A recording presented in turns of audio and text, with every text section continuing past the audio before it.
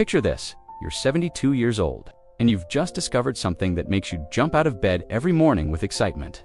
Something that's not only fun, but actually making you healthier, sharper, and more connected to the world around you. What if I told you that this something could be as simple as planting a tomato seed, picking up a paintbrush, or learning to knit a scarf? Today, I'm going to share with you the most powerful secret that thousands of seniors are using to transform their golden years. And here's the surprising part. It has nothing to do with expensive medications, complicated exercise routines, or high-tech gadgets. But before we dive in, let me ask you something. Have you ever noticed how some people in their 70s and 80s seem to glow with energy and purpose, while others seem to fade away? The difference isn't genetics, it's not luck, it's something much simpler than you might think. And by the end of this video, you'll know exactly what it is and how to use it in your own life. So if you're ready to discover the hobbies that can literally add years to your life and life to your years, stay with me, because what I'm about to share could change everything. Let me tell you about Joe. 3 years ago, at age 68, Joe's doctor delivered some tough news. His blood pressure was through the roof, his joints ached constantly, and he was spending most of his days sitting in front of the television feeling lonely and depressed. Then one spring morning, Joe decided to plant a small vegetable garden in his backyard. Nothing fancy, just a few tomato plants, some lettuce, and a handful of herbs. He didn't expect much, but here's what happened next. Within 6 months, Joe's blood pressure had dropped significantly. His joint pain decreased. He was sleeping better, and for the first time in years, he felt truly excited about something. The truth is, gardening isn't just a hobby, it's medicine in disguise. When you garden, you're getting gentle exercise that strengthens your muscles and improves your balance. You're getting vitamin D from the sunshine, and you're reducing stress hormones that age your body from the inside out. But there's more. Gardening also gives you a sense of purpose and accomplishment. Every day, you have something to look forward to, something to nurture, something that depends on you. Ask yourself this: when was the last time you felt truly needed? When was the last time you created something beautiful with your own hands? If you're still watching and feeling inspired, comment number 1 below.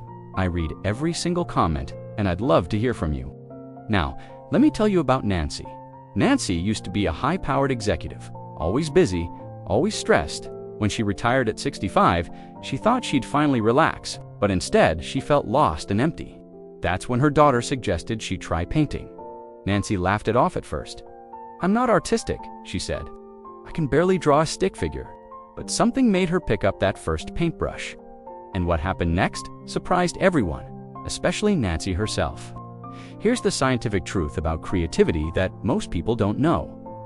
When you engage in creative activities like painting, drawing, or crafts, your brain produces what scientists call feel-good chemicals. These natural chemicals reduce anxiety, fight depression, and even boost your immune system. But creativity does something even more powerful. It creates new connections in your brain. Think of it like building new roads in a city. The more roads you have, the better the traffic flows. The more creative connections you build, the sharper your mind stays. Nancy discovered this firsthand. After just 3 months of painting, she noticed her memory was sharper. She felt more confident. And for the first time in years, she felt like herself again. But even better, here's something to think about. What form of creative expression called to you when you were younger? What did you always want to try but never had the time for? Let me share something that might surprise you. Did you know that learning a simple craft like knitting or crocheting can actually improve your hand strength and reduce arthritis pain? It's true. Meet Robert, a 74-year-old retired mechanic who thought crafts were just for ladies. His wife convinced him to try woodworking after he complained about his hands getting stiff and painful. 6 months later, Robert had built a beautiful birdhouse. His hand pain had decreased significantly, and he joined a local woodworking club where he made 3 new friends. The secret is in the repetitive motions. When you knit, crochet, or work with wood, you're giving your hands and fingers the perfect kind of exercise. It's gentle but consistent. It keeps your joints moving and your muscles engaged. But here's the real magic. Crafts connect you with other people. Every community has craft clubs, knitting circles, and hobby groups. These aren't just places to learn, they're places to belong. Think about this. How often do you have meaningful conversations with other people? How often do you feel part of a community? Here's something your doctor might not have told you. Gardening can be as good for your heart as a brisk walk. When you're digging, planting, weeding, and watering, you're getting what experts call moderate physical activity. But unlike boring exercise routines, gardening doesn't feel like exercise. You're so focused on nurturing your plants that you forget you're working out. Let me tell you about Maria. At 69, Maria's doctor told her she needed more physical activity to strengthen her heart. But Maria hated gyms and found walking boring, so she started a container garden on her apartment balcony. Every morning, Maria would water her plants, check for pests, and tend to her growing vegetables. Without realizing it, she was getting 30 minutes of heart-healthy activity every day. After 1 year, her resting heart rate had improved. Her endurance was better, and she'd lost 15 pounds without dieting. The good news is, you don't need a big yard to garden. You can grow herbs on a windowsill, vegetables in containers on a porch, or flowers in a small raised bed. Here's what I want you to consider. What's one small growing space in your home where you could start a simple garden? Scientists have discovered something fascinating about art and the aging brain. When you paint or draw, you activate multiple areas of your brain at the same time. You're using the creative right side, the logical left side, and the memory centers all together. This is like giving your brain a complete workout. And just like physical exercise makes your body stronger, this mental exercise keeps your brain sharp and resilient. But there's something even more powerful happening. When you create art, you enter what psychologists call a flow state. This is a peaceful, focused state where time seems to disappear and worries fade away. Remember Nancy from earlier? She told me that when she's painting, she forgets all about her aches and pains. She forgets about her worries. For those precious hours, she's completely present and at peace. And here's the beautiful thing about art. There's no wrong way to do it. You don't have to be the next Picasso. You just have to show up and let yourself play. Ask yourself, when was the last time you felt completely absorbed in an activity? When did you last feel that sense of peaceful focus? Let me share a hard truth with you. Loneliness is one of the biggest health threats facing seniors today. It's as dangerous for your health as smoking or obesity. But here's the hopeful news. The right hobby can be your antidote to loneliness. Take crafting, for example. When you join a quilting group, knitting circle, or pottery class, you're not just learning a skill, you're building relationships. You're becoming part of a community that looks forward to seeing you every week. I think about Harold, a 71-year-old widower who felt isolated after losing his wife. His daughter convinced him to try a senior ceramics class at the local community center. Harold was reluctant at first, but something magical happened. Within a month, Harold had a group of new friends who shared his interest in pottery. They started meeting for coffee after class. They visited each other's homes. Harold even started dating again after meeting Eleanor at a pottery workshop. The truth is, shared hobbies create instant connections. When you're working on a craft project with someone, conversation flows naturally. You have something in common, something to talk about, something to share. Think about this. What kind of people would you like to meet? What type of community would you like to be part of? Here's something remarkable that researchers have discovered. Your hands have a direct connection to your brain. When you use your hands in detailed, precise ways, like painting fine details, knitting intricate patterns, or crafting delicate items, you're actually exercising your brain. This kind of fine motor activity keeps the neural pathways in your brain active and healthy. It's like taking your brain to the gym every time you pick up knitting needles or a paintbrush. Consider Margaret, a 78-year-old grandmother who was worried about her memory. She'd started forgetting names and losing track of conversations. Instead of just accepting it as normal aging, Margaret decided to learn embroidery. The detailed work required focus, pattern recognition, and hand-eye coordination. After 6 months of regular embroidery work, Margaret noticed her memory was sharper. She was less forgetful. Her concentration had improved. The good news is, it's never too late to start. Your brain remains capable of forming new connections throughout your entire life. Every stitch, every brushstroke, every careful garden task is building brain health for your future. What skills do your hands remember from your past? What detailed work once brought you satisfaction? Now, let me tell you something that might change how you think about gardening forever. When you grow your own vegetables and herbs, you're not just getting exercise and stress relief, you're also getting access to the most nutritious food possible. Fresh vegetables lose nutrients every day after they're harvested. The tomato you buy at the store might be weeks old, having lost much of its vitamin content during transport and storage. But the tomato you pick from your own garden, that's packed with maximum nutrition. Homegrown vegetables are also higher in antioxidants, those powerful compounds that fight aging and disease. Dark leafy greens like kale and spinach, colorful bell peppers, and fresh herbs are especially rich in these protective nutrients.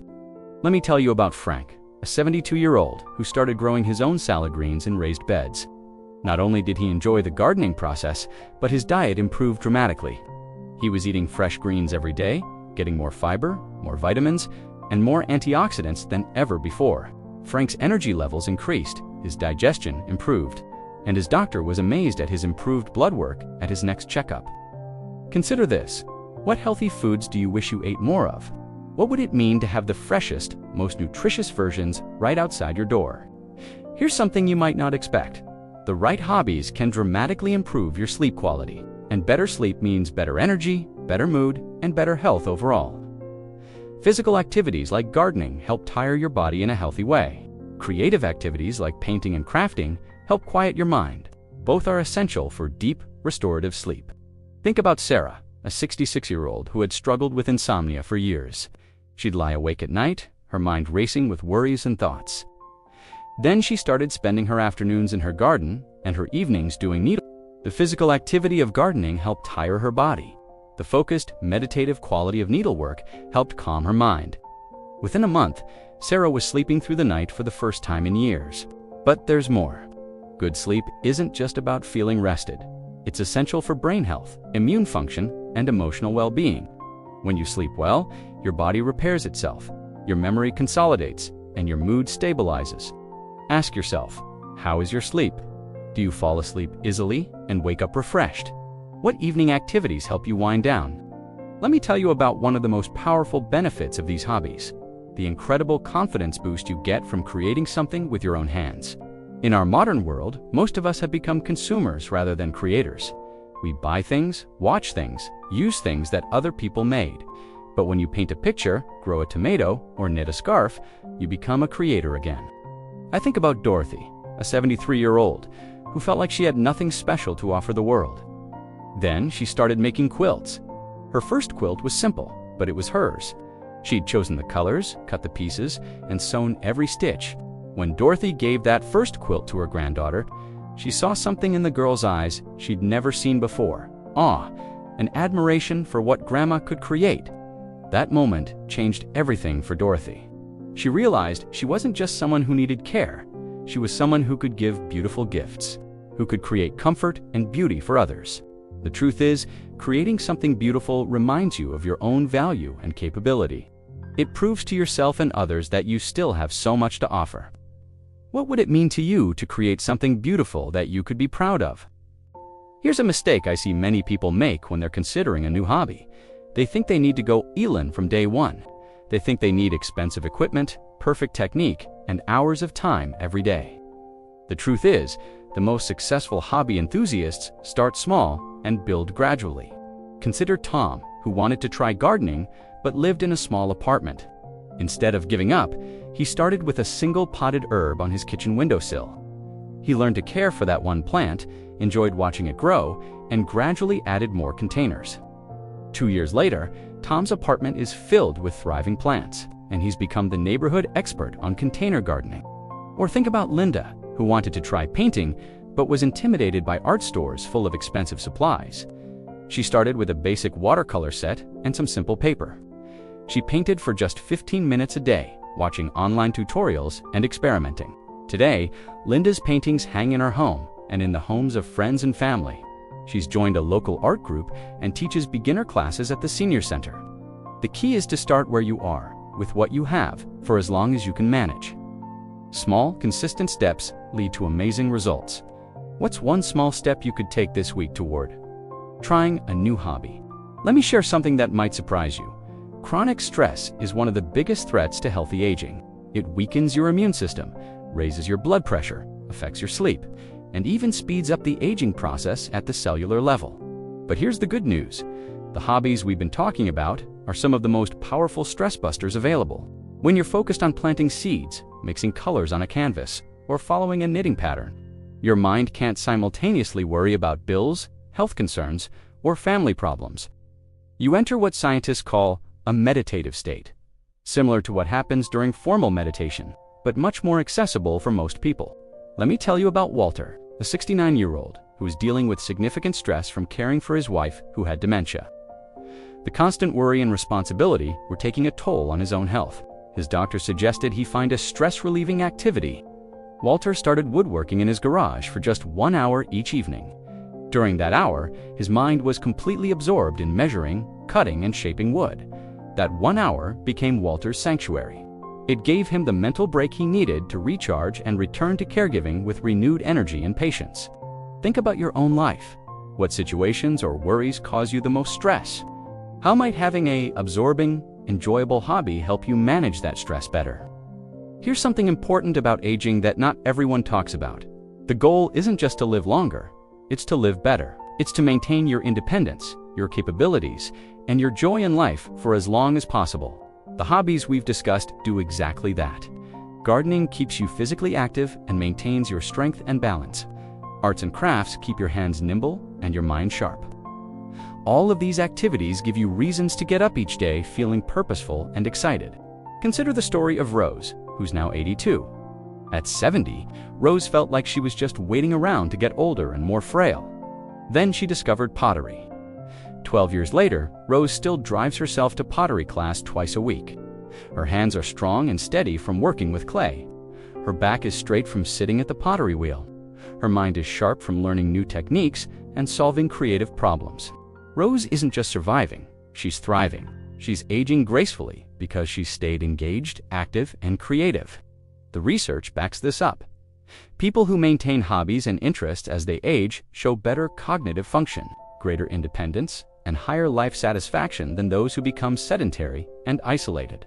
Ask yourself, how do you want to feel at 80, 85, or 90? What kind of older person do you want to become?